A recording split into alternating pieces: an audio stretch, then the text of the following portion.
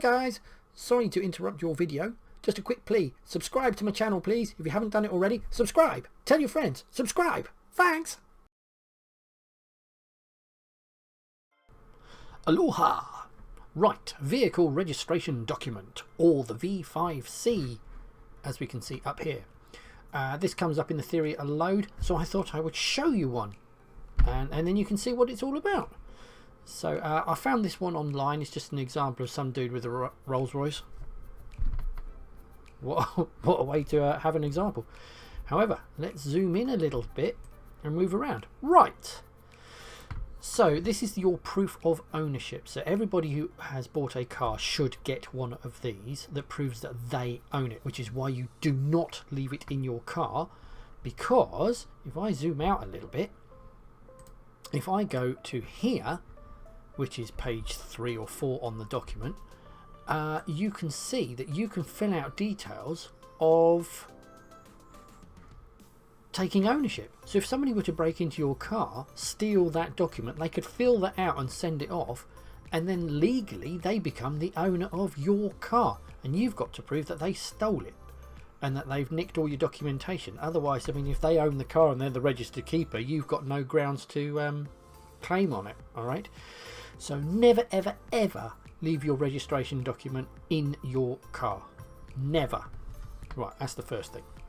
Well, let's zoom back out again and go back to page 1. Here we go.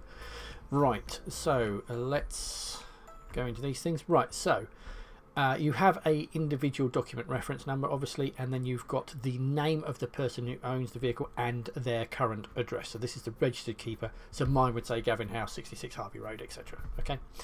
Then underneath it, you have got the previous registered keepers. So you've got the last person, when, and their address, when they bought it, and the number of previous keepers beyond that. So you can, so they keep a record of what's going on. Oh, it's going the wrong way. Right, next. Here we go. Right, so it's got the vehicle details in it. So you've got the registration number of the car, obviously an old F-Reg, so it's blooming ages old. What was that? 1968. There you go. It is an oldie. And it tells you stuff like when it was first registered, the make and model, often what type it is, how big the engine is. 6.8 litres, blimey, that's big. Petrol, I bet that's thirsty. What type of vehicle it is, how many seats, all these sort of stuff, vehicle categories, you name it. It's got loads of stuff in it. The colour, it often has, yeah, there you go, the VIN chassis number. So every vehicle has a unique number, which is the VIN number, vehicle identification number, or chassis number, which is stamped into the metalwork. So if somebody steals your car, even if they change the number plates on it, the stamp on the actual body work itself is actually squashed into the frame of the car. So even if they change doors, the frame itself still has your original chassis number. So they're going to have to grind it away. And of course, as soon as they grind it away, you now know it's a stolen car. So it's a safety feature or a security feature. So whenever you buy a car, make sure that the number that's on your document matches with the chassis number on the car. And it's in lots of different places. It's on all sorts of plates on cars. Okay, the engine has a number as well on it.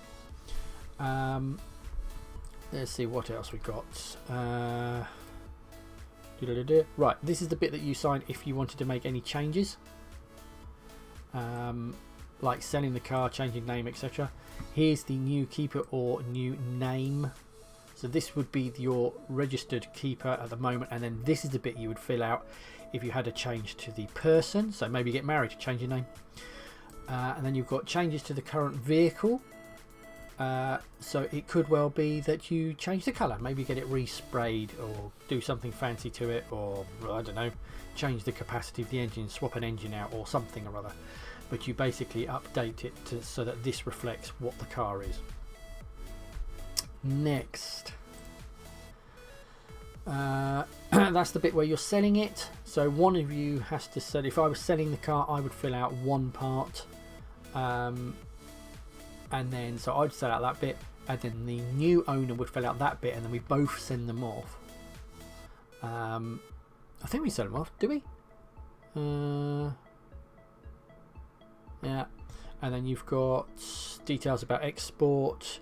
Here's a little bit of shenanigans on the back end of it. I don't think we've got any more. No. So yeah, okay. So there you go. So as you can see from this document, it's basically the car and everything about the car and who owns the car, right? This is nothing to do with have you insured the car, because that's completely separate, because you may or may not wish to insure the car.